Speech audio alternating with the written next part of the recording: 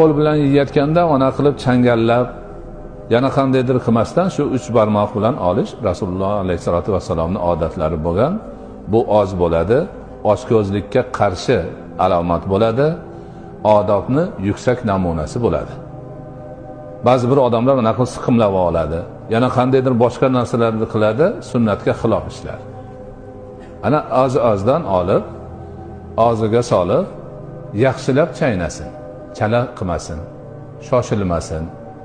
Ovqat issiq bo'lsa olib qo'liga puflash ham nihoyatda katta beodoblik hisoblanadi. Ovqatni qo'liga olib puflash, choyni qo'liga olib puflash hammasi musulmonchilik odobiga mutlaqo to'g'ri kelmaydigan katta beodobliklardan hisoblanadi.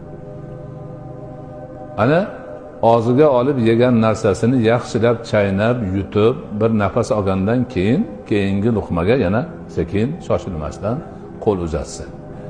Ovqatni shoshib yeyishlik ochko'zlik alomati, odobsizlik alomati, madaniyatsizlik alomati bo'ladi.